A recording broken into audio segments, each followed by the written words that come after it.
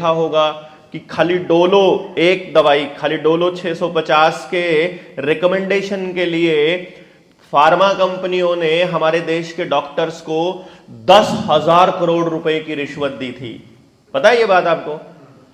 खूब अखबारों में रिपोर्टिंग हुई थी इसके ऊपर, और जब ये रिपोर्ट छपी थी कि टोटल 10,000 करोड़ रुपए की रिश्वत सिर्फ एक दवाई की रिकमेंडेशन पे दी गई, मतलब डॉक्टरों को मिली। सोचो आप, इतनी रिश्वत डॉक्टरों ने खाई होगी। ये रिकमेंडेशन की रिश्वत है, और ये रिश्वत के लिए उनको तैयार किया जाता है एमआर के जरिए। जो मेडिकल रिप्रेजेंटेटिव होते हैं हर कंपनी के, वो डॉक्टर के पास जाते हैं। आपकी आपकी आपकी जानकारी में कोई है क्या ऐसा कोई मेडिकल रिप्रेजेंटेटिव? मेरी जानकारी में कई लोग हैं। तो वो लोग आपस में बात करते हैं कि डॉक्टर से बात करेंगे, उसमें उस दवाई में क्या है, वो कौन से दवाई ठीक करती है, कौन से ऑर्गन्स पे कैसे काम करती है। ये डॉक्टर को असल में वो ऊपरले डॉक्टर या किताबें नहीं बताती हैं, एमआर बताता है असल में। और वो एमआर के बताने के बाद में वो डॉक्टर जो है उसके ऊपर दवाइयां रिकमेंड करता है। अब जिस डॉक्टर ने अपनी डॉक्टरी 1 करोड़ रुपए में पूरी करी है, ये जो 40-40, 50-50 लाख रुपया खर्च करके अपनी एमबीबीएस पूरी करेगा है, और उसने अपनी पूरी जिंदगी की पढ़ाई सब कुछ उसमें झोंक दिया है, उसको आपके ठीक रहने में फायदा है कि बीमार रहने में फायदा है? सिंपल फंडा है। क्योंकि आप ठीक रहेंगे, अगर आप स्वस्थ रहेंगे तो उसका 1 करोड़ पूरा नहीं होगा ना भाई।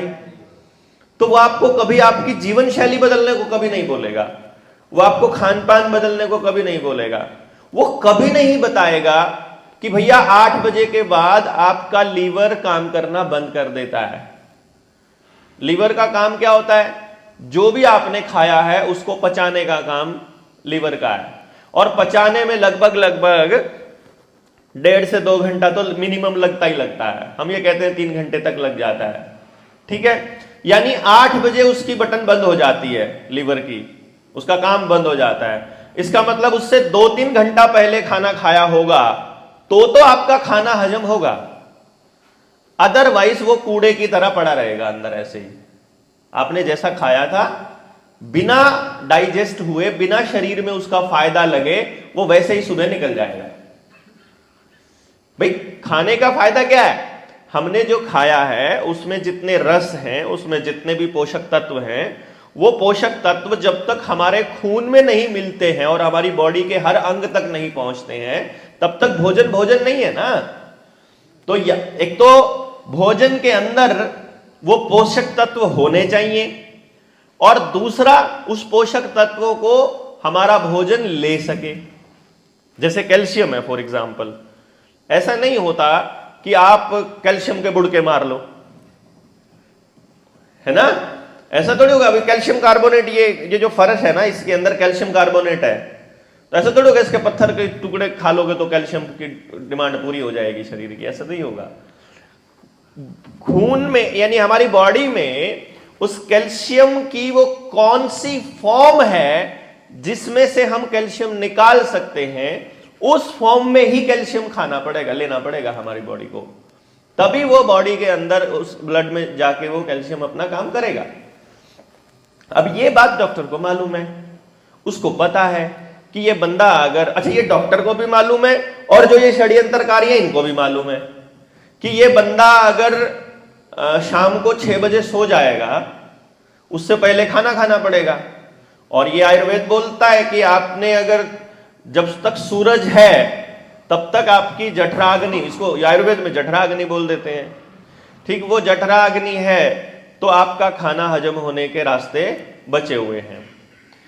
तो उन्होंने देखा कि यार ये लोग ना बड़े मतलब अजीब लोग हैं इस देश के, इन्होंने बिजली को त्याग दिया। मुझे नहीं लगता कि हमारे देश के लोगों को बिजली बनाने की प्रक्रिया का ना पता हो। मतलब मैं अगर कभी मैं इंडिपेंडेंट हुआ, मतलब अभी तो क्या है कि अभी तो मैं बंधा हुआ हूं आप लोगों से, इस सिस्टम से, अभी इस पूरी प्रक्रिया में जब तक न्यू वर्ल्ड ऑर्डर के लिए पूरी फौज तैयार नहीं हो सकती, मैं अपना एजुकेशन वाला काम भी नहीं शुरू कर सकता, मुझे इतना पता है। तो जब मैं फ्री होऊंगा तो मुझे ऐसा लगता है कि जहां मैं रहूंगा मैं वहां अपने घर में बिजली का कनेक्शन नहीं करवाऊंगा। क्योंकि मुझे ये मालूम है कि बिजली का मतलब क्या है, बिजली से आप क्या क्या काम करते हो आज के टाइम पर, जो भी आप बिजली से काम करते हो वो इस सृष्टि का, इस प्रकृति का दोहन के अलावा और कुछ नहीं करता है। बिजली बनाने के लिए आपको किस किस चीज की जरूरत पड़ती है? यूरेनियम की पड़ेगी अगर आपका न्यूक्लियर पावर प्लांट है तो, अगर आपका थर्मल पावर प्लांट है तो आपको कोयले की जरूरत पड़ेगी। कोयला मान लीजिए आपको 20 टन चाहिए किसी जगह पर उस बिजली को उत्पादन करने के लिए, और यूरेनियम आपको 20 ग्राम चाहिए, मतलब यूरेनियम क्योंकि बहुत ज्यादा रेडियो एक्टिव पदार्थ है, तो थोड़े यूरेनियम से बहुत बिजली बन जाएगी। अब देखना आप कमाल क्या है कि जब आपको कोयले से जब बिजली बनानी होगी तो आपको 50 मेगावाट बिजली बनानी है, अगर उसके लिए जितना कोयला चाहिए, उस कोयले को खदान में से निकालने के लिए जितना डीजल फूकना पड़ेगा, जितने गाड़ियां लगानी पड़ेंगी, जितने बड़े बड़े वो टैंकर्स, कैंटर्स और वो मतलब बड़े बड़े वो लगाए जाते हैं ना, मशीनें लगाई जाती है बड़ी हैवी हैवी, वो जितना यूज करना पड़ेगा, उतना ही 50 मेगावाट बिजली बनाने के लिए जितना यूरेनियम चाहिए, उसको निकालने के लिए भी उतनी ऊर्जा चाहिएगी। क्योंकि अगर कोयला हमारे को 20 टन निकलेगा, जहां अगर वहां 20 यूनिट उसकी यूरेनियम की निकलेगी, तो मतलब वहां अगर 6 दिन में जितना कोयला निकलेगा और वहां मतलब यूरेनियम उतना 6 दिन में निकलेगा, वो इतना सा निकलेगा, लेकिन वो इतना सा का जो ऊर्जा बनाने का जो पावर है वो उतना ही है जितना उस कोयले की थी। मैं जो अल्टीमेटली आपको बताने की कोशिश कर रहा हूं वो ये है कि ऊर्जा के संरक्षण का सिद्धांत है, law of conservation of energy है, कि ऊर्जा को पैदा नहीं किया जा सकता, ऊर्जा को समाप्त नहीं किया जा सकता, ऊर्जा को एक रूप से दूसरे रूप में परिवर्तित किया जा सकता है। तो जो बिजली बन रही है उसमें कोयले से बनाइए या यूरेनियम से बनाइए, न्यूक्लियर पावर प्लांट में बनाइए या थर्मल पावर प्लांट में, आपको उतनी ही ऊर्जा की जरूरत पड़ेगी। यानी आप वो ऊर्जा पहले दोहन कर चुके हो प्रकृति का, उस प्रकृति के दोहन करने के बाद आपने बिजली बनाई। बिजली बनाने के बाद आपने उससे क्या क्या किया? आपने बिजली से चलने वाले संयंत्र बनाए, आपने मोटर बनाई, उस मोटर में जितना कॉपर यूज होगा, उस मोटर में जितना लोहा यूज होगा, उसको निकालने के लिए भी आपको फिर प्रकृति का ही दोहन करना पड़ेगा। ठीक है, उस बिजली से आपने फिर ये मोबाइल भी चार्ज किया, तो इस मोबाइल में इस्तेमाल होने वाले जितने भी इलेक्ट्रॉनिक वेस्ट जो इसको खत्म होने के बाद बन जाएंगे, वो जितना भी सामान इसमें से निकला, इसमें निकल भी यूज हो रखा है, इसमें गोल्ड भी यूज हो रखा है, इसमें सिल्वर भी यूज हो रखा है, इसमें बहुत सारी ऐसी मेटल्स, इतने कंडक्टर, सेमी कंडक्टर्स यूज हो रहे हैं, जिनको निकालने के लिए भी आपको प्रकृति का दोहन करना पड़ेगा। फिर आप इससे बिजली से और क्या काम कर रहे हो रात को? फिर आप टीवी देख रहे हो, मोबाइल के साथ साथ मतलब आप टेलीविजन भी देख रहे हो, कंप्यूटर भी चला रहे हो, ये भी इलेक्ट्रिक वेस्ट प्रकृति का दोहन करता है। और उससे आप क्या कर रहे हो? उनसे आप समय बचा रहे हो ना, समय बचा रहे हो ना। यानी आपने एक चारा काटने की आपके पास एक मशीन थी, घास काटने की, उससे आप हाथ से काट रहे थे तो आपके हाथ की एक्सरसाइज हो रही थी, तो आपको सर्वाइकल नहीं था। फिर आपकी मशीन आ गई, मशीन से अब आपका काम 5 मिनट में हो जाता है। तो जब आपका काम, जो काम आपका 1 घंटे में होना था, वो आपका 10 मिनट में हो गया, तो आपके पास बच गए 50 मिनट। फिर आप 50 मिनट का इस्तेमाल आपने किस काम के लिए किया? मोबाइल चलाने के लिए, लैपटॉप कंप्यूटर चलाने के लिए, टीवी देखने के लिए, या फिर गाड़ी में बैठ करके ट्रैवल करने के लिए। और इन चारों कामों में आपकी सेहत खराब होती है। चाहे आपका गाड़ी में ट्रैवल करना हुआ, चाहे आपका ये सारा इलेक्ट्रॉनिक इंस्ट्रूमेंट्स यूज करना हुआ, इनसे आपकी सेहत खराब हुई ना अल्टीमेटली। यानी आपने जो समय बचाया उसका इस्तेमाल आपने समाज के उत्थान के लिए नहीं किया, उसका इस्तेमाल आपने प्रकृति में जो दोहन हम कर चुके हैं, आज दिन में आपने जितनी बिजली फूकी है उसको बनाने के लिए जितना प्रकृति का दोहन हुआ है, फिर उससे जो आपका समय बचा है आपने प्रकृति को वापस कुछ दिया। और ये सिर्फ आपने नहीं, 140 करोड़ पॉपुलेशन इस देश की और बाकी के 700 करोड़ की पॉपुलेशन पूरी दुनिया की, किसी ने नहीं दिया वापस। कमाल की बात देखो, समझे ना आप? यानी हम सिर्फ क्या कर रहे हैं, प्रकृति से ड्रेन कर रहे हैं, खाली धरती से हम निकाले जा रहे हैं, निकाले जा रहे हैं, निकाले जा रहे हैं। ऑब्वियसली एक दिन खाली हो जाएगा। अभी मैं देख रहा हूं कि इस जगह पर जहां हम बैठे हैं, यहां पर अभी हाथ वाले हैंडपंप है ना? कितने फुट पे पानी है यहां? 20-30 फुट पे है, मतलब 30-40 फुट पे है। हमारे हरियाणा में कितने फुट पे पहुंच गया अंदाजा है? 1000 फुट पे, 100 फुट पे नहीं, 1000 फुट पे।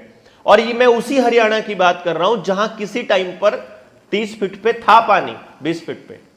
मतलब मैंने अपने नाना जी को देखा है, मेरे मामा जी को और मेरे नाना जी को मैंने देखा है। 4 लोग सुबह गए, अपने खेत में ट्यूबवेल लगाया, गाड़ा, मतलब 20-30 फुट का, ऊपर इंजन लगाया और अपना जितना भी जमीन थी उसमें पानी दिया, और फिर देखा कि ये भर गया है, अब दूसरे वाली अगले वाले 3-4 एकड़ में पानी देना है, तो वो अपना ट्यूबवेल उखाड़ा, उधर जाके लगाया और फिर वो उसमें दे दिया। मतलब एक ट्यूबवेल को लगाने, मतलब पूरा ट्यूबवेल उनको यूज करने में, मतलब 20-30 फुट तक लेकर जाने में एक दिन, आधा दिन का समय लगता होता था। उस जगह पे अब 1000 फुट पे पानी है। अब तो इसका मतलब यह हुआ कि हम लोग जहां आज से 30 साल पहले थे, ये जगह अब वहां पर है। इसका यह भी मतलब है कि आसपास जंगल अवेलेबल हो सकते हैं आपके पास। 20-30 फुट पे पानी का मतलब है जंगल है हमारे पास अभी, क्योंकि नीचे पानी केवल पौधों के जरिए जाएगा। पेस्टिसाइड, यूरिया जमीन में पानी नहीं जाने देगा। तो जंगल अगर है, जब तक आपके पास जंगल है तब तक आपके पास पानी है। अब गवर्नमेंट ये प्लान कर रही है कि इन लोगों को कंट्रोल करने के लिए पानी के ऊपर कंट्रोल होना बड़ा जरूरी है। तो उन्होंने क्या किया था 30 साल पहले वहां, वो अब यहां करने वाले हैं या हो चुका होगा, कि गांव में 3-3 घंटे पानी की जो टंकी की सप्लाई है, पीने का जो पानी दे रहे हैं, वो फ्री चल रहा है। ऐसे यहां पे आजकल चल रहा होगा फ्री, है ना? यानी ये काम हमारे वहां 30 साल पहले चालू हुआ, तो उसका नतीजा क्या हुआ? पानी 1000 फीट पे चला गया। अब क्या हुआ कि वहां जमीन से पानी निकालने के लिए हमारे पास सबमर्सिबल के अलावा कोई दूसरा रास्ता नहीं है। यानी पीने के लिए अगर आपको पानी चाहिए तो हमें 1000 फीट पे सबमर्सिबल लगाना पड़ेगा। अगर सबमर्सिबल लगाना पड़ेगा तो सबमर्सिबल बिना बिजली के नहीं चलेगा, समझ गए? और बिजली किसके हाथ में चली जाएगी? अडानी, अंबानी, बड़े उद्योग घरानों के। जहां वर्ल्ड इकोनॉमिक फोरम का पैसा जिन कंपनियों में लगा है, बिजली उनकी। इसका मतलब जब तक उद्योगपति नहीं चाहेगा, हम पानी नहीं पी पाएंगे। नहीं समझे मेरी बात को? अब यह हालत अब आपकी शुरुआत हो गई है। यहां पानी की वेस्टेज सरकार ने स्टार्ट कर दी है। सरकार कर रही है ये, इसमें कोई पार्टी का कोई रोल नहीं है, इसको दिमाग से निकाल दीजिएगा। जो भी सरकार में आया है वो इन उद्योगपतियों का पालतू कुत्ता बन के आया है। जो भी आया है, मतलब चाहे कोई भी है, समझ गए मेरी बात को? और ये उन उद्योगपतियों के पालतू सरकार बनने के बाद नहीं बनते हैं, ये सरकार बनने से पहले तय होता है। अपना स्वामी बनाते हैं ये लोग कि स्वामी आप जो कहेंगे हम वो मानेंगे, आप जो पॉलिसी बनाने को बोलोगे हम वो मानेंगे, आप यहां डैम बनाने को बोलोगे हम बना देंगे, आप यहां से सड़क निकालने को बोलोगे हम निकाल देंगे, आप यहां पानी वेस्ट करने को बोलोगे हम वेस्ट करवा देंगे, आप यहां जैसे लोगों को चाहोगे हम वैसा करवा देंगे। लेकिन सरकार में अब की बार हमको, मतलब क्योंकि देखो ना, 74 मीडिया हाउसेस अडानी के पास हैं इस टाइम। 74 मीडिया हाउसेस अकेले अडानी के पास है। अब मीडिया हाउसेस का मतलब यह नहीं है कि 74 चैनल उसके पास हैं। एक एक मीडिया हाउस की मैगजीन भी है, अंग्रेजी अखबार भी है, हिंदी अखबार भी है, फिर हिंदी का न्यूज चैनल है और फिर क्षेत्रीय भाषाओं के न्यूज चैनल है। यानी एक एक मीडिया हाउस के पास 25-25 चैनल हैं। तो 74 का मतलब हो गया कि 1000+ चैनल्स अकेले अडानी के पास मालिकाना हक है। तो उस चैनल में अगर यह चलेगा कि यह नेता विष्णु का अवतार है, तो गांव के लोग जिन्होंने बेचारों ने गांव से बाहर निकलकर देखा ही नहीं, वो मानने लग जाएंगे सच्ची में कि कोई आदमखोर विष्णु का अवतार भी हो सकता है। वो इतना नहीं सोचेंगे कि आदमखोर और तड़ी पार कैसे हो सकते हैं, मतलब फिर तो तड़ी पार शेषनाग का अवतार हो जाएगा, है भाई। और ये प्रोसेस उसने चालू कर दी। थोड़े दिनों में उसने अगर मीडिया चैनल ने बोलना स्टार्ट कर दिया कि ना ना ना ना ना, ये नहीं था विष्णु का अवतार, दूसरे वाला था, तो वो लोग मान लेंगे उसको भी। वो मैंने कल आपको बताया था कि जो दिखाया जाता है उसका असर बड़ा ज्यादा होता है। इसीलिए छोटे बच्चों के ऊपर उन्होंने एक्सपेरिमेंट्स किए, आपको मैगजीन्स दी जिसमें फोटो लगे हुए थे। छोटे बच्चों को जब ABCD आप सिखा रहे हो, अ आ ई ऊ सिखा रहे हो, तब आप किसके माध्यम से सिखा रहे हो? तस्वीरों के माध्यम से, समझ गए ना। यानी कि तस्वीरों का इतना बड़ा रोल होता है कि वो अक्षर जो मतलब अ बनाया है, वो अगर साथ में अनार रखा है तो मतलब जब आप अनार को देखोगे तो उसकी शक्ल ऐसे बनेगी उसके बच्चे के दिमाग में। तो इस तरह से बनाया जाएगा कि दिखाया जाएगा आपको कि ये ऐसा होता है। तो अडानी को अब यहां के अगर जंगल चाहिएंगे तो वो डिसाइड करेगा कि यहां पर पर्यावरण मंत्री कौन बनेगा, खेती मंत्री कौन बनेगा, बिजली मंत्री कौन बनेगा, और पर मुख्यमंत्री कौन बनेगा, मंत्रालय में कौन कौन बैठेंगे, और किस जगह पर, उस जगह के जंगल अगर चाहे उस जगह का MLA कौन बनेगा। उसके लिए पैसा खर्च कर दो आप। कुछ वोट जो हैं वो दारू से बिक जाती हैं, कुछ वोट जो है पैसों से बिक जाती हैं, कुछ वोट प्रभाव में बिक जाती हैं, कुछ वोट टेलीविजन से आ जाती हैं, मीडिया के प्रभाव से आ जाती हैं। तो वो उनको पता है कि कितने प्रतिशत लोगों में कितनी अकल है, इनको वोट डालनी आती है कि नहीं आती है, इनको आपस में लड़ाना कैसे है, इनके अंदर जहर कैसे भरना है, इनके अंदर निराशा कैसे भरनी है। वो सब एक्सपेरिमेंट वो कर चुके हैं, बड़े बड़े साइकोलॉजिस्ट की मदद से वो सारा कुछ कर चुके हैं। तो उनको पता है कि अब इन लोगों को काबू करने का रास्ता क्या है। अब आपसे पानी निकालने को बोला जाएगा, मैं आपको अपने हरियाणा की कहानी बताऊंगा, तो आप अपने यहां देख लेना कि इस टाइम झारखंड कहां बैठा है उस पोजीशन में। तो आपको आइडिया आ जाएगा कि इस मामले में तो हम यहां पहुंच चुके हैं, इस मामले में यहां पहुंच चुके हैं, इस मामले में यहां, उससे आपको आइडिया होगा। जैसे वही आते हैं फिर से कि डॉक्टर को यह मालूम है कि इनका लीवर 8 बजे काम करना बंद कर देता है, तो उसके लिए इनको देर रात तक जगाना पड़ेगा अगर इनका लीवर खराब करना है, क्योंकि मैक्सिमम बीमारियों की जड़ पेट से चालू होगी। पेट आपका अगर ठीक नहीं है, हाजमा अगर आपका ठीक नहीं है, तो आपको मतलब जितनी भी बीमारियां चालू होंगी उसकी वहीं से स्टार्टिंग हो जाएगी एक तरह से। तो हाजमा खराब करने के लिए एक तो आपको गलत खिलाना और गलत तरीके से खिलाना और गलत समय पर खिलाना, ये 3 चीजें हैं, 3 चीजें मेन है मुख्य तौर पर। गलत खिलाने का मतलब आपके खेत में दूसरे बीज डाल देना, प्राकृतिक बीज ना देना। दूसरा गलत खिलाने का मतलब आपको उस जगह का खाना ना खिलाना। जैसे झारखंड बिहार के एरिया में जहां बारिश ज्यादा होगी, जहां पानी की अधिकता है, वहां के लिए धान बना है। तो इन्होंने क्या कहा, हरियाणा वालों को बोला कि धान तुम बो, ठीक है। गेहूं हमारी हरियाणा और पंजाब की फसल नहीं है। वो बोलते हैं हम अमेरिका से इंपोर्ट करना पड़ता था हमको गेहूं, क्यों कि हमारे वहां पर मोटे अनाज बोए जाते थे। बारिश जितनी होती थी प्राकृतिक या फिर नदी का पानी, नहर का पानी जितना अवेलेबल था उतने उसके हिसाब से ही बीज बोए जाते थे।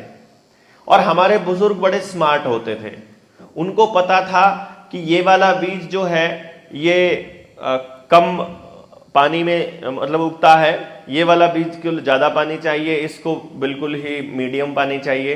तो वो क्या करते थे, अपने खेत में सभी बीजों को डाल देते थे, क्योंकि उनको नहीं पता ना बारिश ज़्यादा होगी कि कम होगी।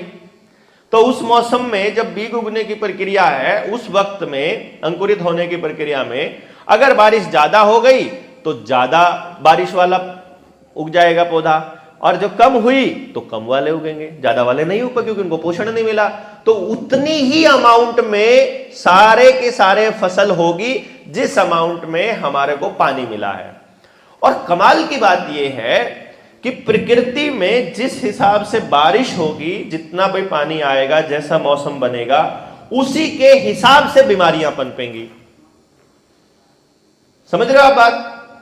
मतलब जो मौसम होगा, मौसम के हिसाब से बीमारियां होती है ना, ये तो आप सबको मालूम ही है। जैसा तरह का मौसम होगा वैसी बीमारियां होंगी।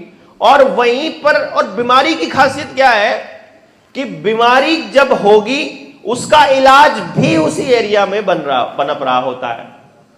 मतलब जहां खुजली वाला पौधा मिलेगा ना आपको, होता है ना, जहां जिसको लगने के बाद खुजली होती है, उसके पास में ही उसका इलाज होता है ना।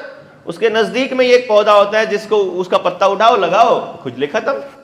मतलब बीमारी जहां होगी उसका इलाज भी वहीं पैदा। ऐसा कभी नहीं होगा कि झारखंड की बीमारी का इलाज राजस्थान में कभी नहीं मिलेगा, या राजस्थान की बीमारी का इलाज झारखंड की वनस्पति में नहीं मिलेगा। पहाड़ में जो बीमारी हुई है उसका इलाज पहाड़ में मिलेगा, समंदर किनारे जो बीमारी है उसका इलाज समंदर में मिलेगा, जो यहां हो रही है उसका यहां मिलेगा, जो हरियाणा में है हरियाणा में मिलेगा। और ये उनको पता था, हमारे बुजुर्गों को। तो जिस तरीके की बीमारी होने के चांसेस थे, वो वैसी प्राकृतिक रूप से मिश्रित खेती करने से वो बीमारी के चांसेस खत्म हो गए। और ये साबित हो चुका है आज कि जहां आप पैदा हुए हो वहां से आप कितनी दूर तक जाना आपका उचित है, जितनी दूर में आप सूर्योदय से लेकर सूर्यास्त तक जाकर वापस आ सकते हो।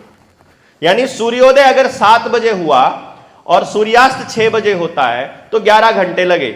यानी घर से चलकर 5.5 घंटे में जितना आप चल सकते हो पैदल, उतनी दूरी तक आपका विस्थापन ठीक है। और हम लगभग 5 किलोमीटर प्रति घंटा से पैदल चलते हैं, समझ गए आप? यानी 25-30 किलोमीटर। आप ये मानकर चलिए कि अपने मूल जगह से जहां हम पैदा हुए हैं वहां से 30-40 किलोमीटर तक अगर आपने अपना जगह बदली है तब तक तो ठीक है। अगर आपने अपनी जड़ों से आप 30 किलोमीटर से दूर चले गए हो तो समझो अब आपने बीमारियों को आमंत्रित कर दिया है। समझ गए बात आप?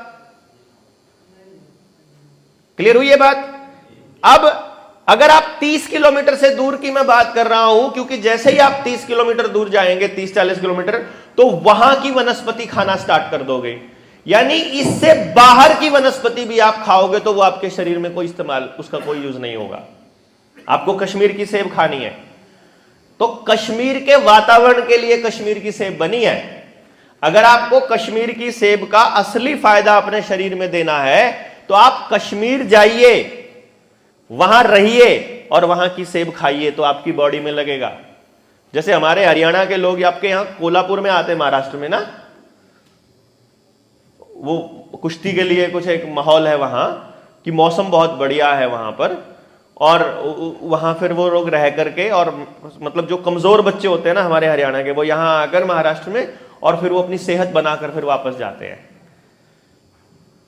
क्योंकि वो कहते हैं कि वो मौसम वहां नहीं मिलता है, इतना प्लीजेंट मौसम रहता है पूरा थ्रू आउट। ऐसा नहीं होता कि ज्यादा गर्मी ज्यादा सर्दी, कुछ नहीं, बिल्कुल जो भोजन पचने में, बादाम वगैरह बॉडी में लगने के लिए बेस्ट मौसम। जैसे आजकल का मौसम है, आजकल आप घी खाइए, आजकल आप मतलब जितना घी खाएंगे आपको सारा हजम हो जाएगा, घी से बने पदार्थ। जब आपको ठंड लगी हुई है, ठंड के मौसम में जहां जितनी ज्यादा ठंड है वहां आप उतना ज्यादा वसा खा सकते हो। गर्मी के अंदर आप खाकर देखिए मूंगफली, आपको उबकाई होने लगेगी, मतलब मेरे को तो होने लग जाती है, वो आपको पता नहीं होगी कि नहीं होगी, मतलब मन ही नहीं करेगा ना वो चीजें खाने का जो मौसम नहीं है। यानी कि आपकी बॉडी को ठीक रखने के कुछ तरीके हैं कि आप पहली बात आप प्राकृतिक खाएंगे, जो आपके वहां हो रहा है वो खाएंगे। मौसम के अनुसार खाएंगे, फिर आप ऐसे आलथी पालथी मार कर खाएंगे जैसे अभी बैठे हो, इस तरह से खाएंगे तो, और फिर जितना आपको समय से खाएंगे, जब तक सूरज है तब उस समय खाएंगे और फिर समय से सो जाएंगे, समझ गए, और सुबह जल्दी उठेंगे। ये एक नियम है आपके पेट को ठीक रखने का। अब ये बात उनको पता थी कि भैया इस देश के लोग तो कमाल हैं, ये तो बिजली का इस्तेमाल ही नहीं करते हैं, ये तो दूसरे बीजों का इस्तेमाल ही नहीं करते हैं, हर एक स्टेट का अपना जीने का स्टाइल है, हर गांव के अपने पंचायत के नियम हैं, हर जगह का अपना काम करने का तरीका है, और ये लोग तो खाते भी अपना ही भोजन है, बाहर से मंगाया हुआ भोजन खाते ही नहीं है। हम कहां आदत थी हम लोगों को सेब खाने की भैया, हमने कहां मतलब हमारे घर वाले कभी लाते ही नहीं थे बाजार से कुछ सामान, क्योंकि बाजार में जो आ रहा है वो तो केवल मार्केट के लिए आ रहा है, वो आपकी सेहत के लिए नहीं आ रहा, वो अपने बाजार के लिए आ रहा है। तो आपको केवल अपना ही खाना खाना है।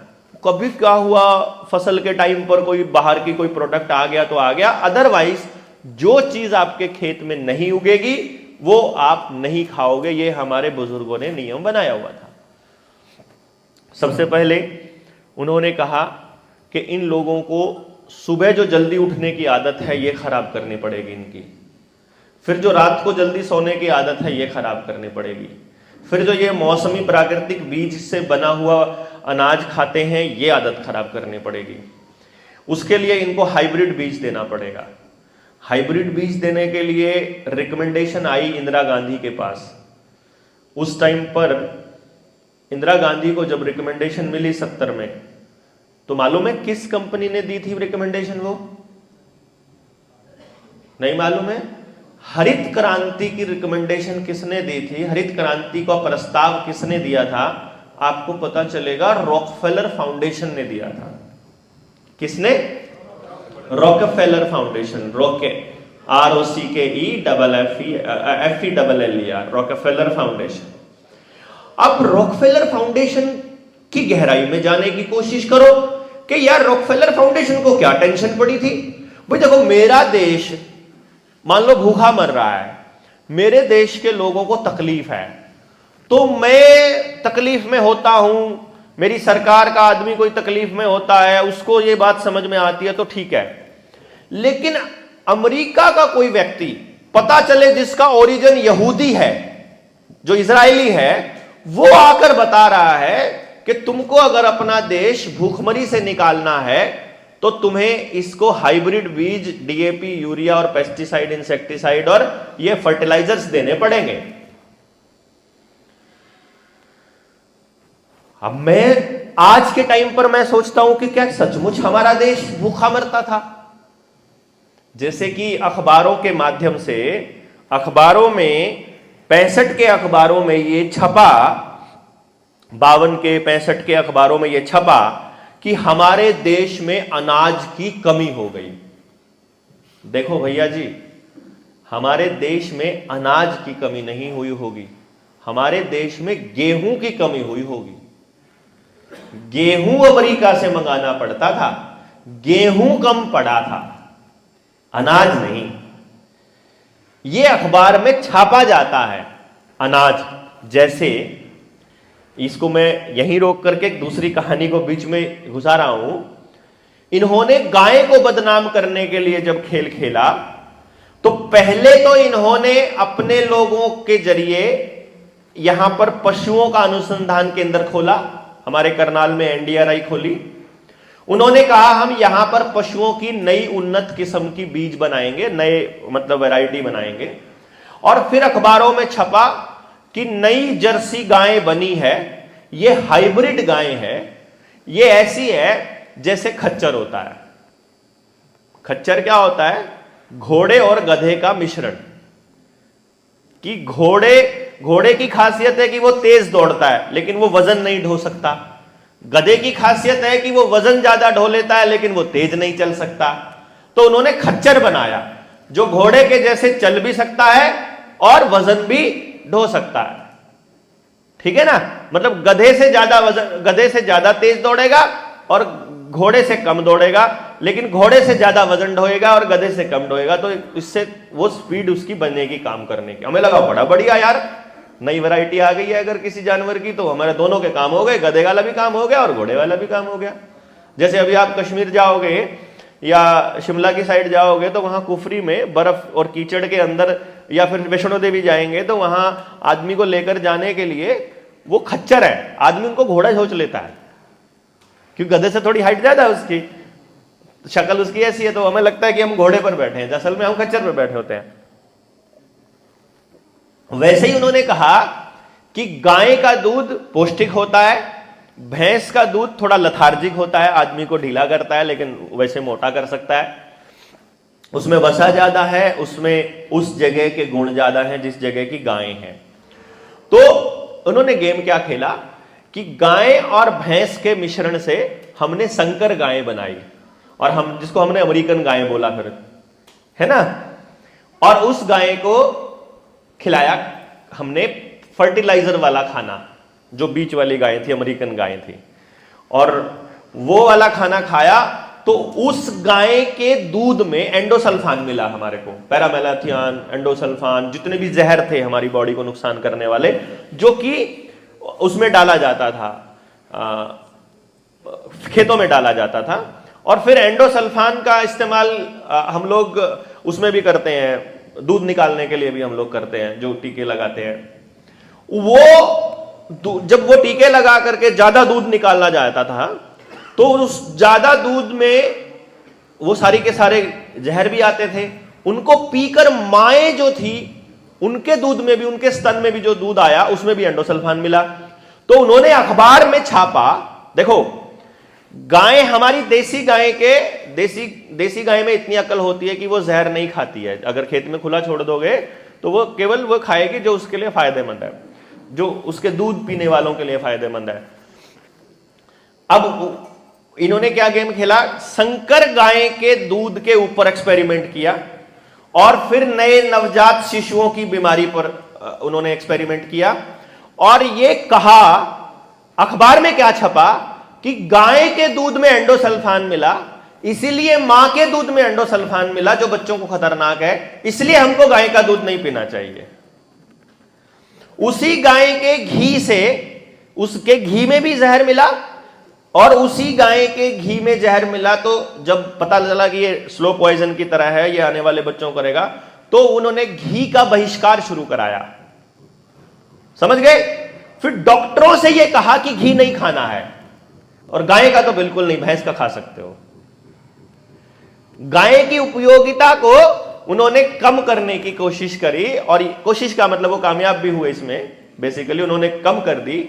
और लोगों को, जिसको भी हार्ट अटैक आए, जिसको भी हार्ट अटैक का खतरा लगे, जिसका भी शुगर बीपी हाई हो कम होए, उसी को यह कहा कि तुमने घी नहीं खाना है, घी छोड़ दो।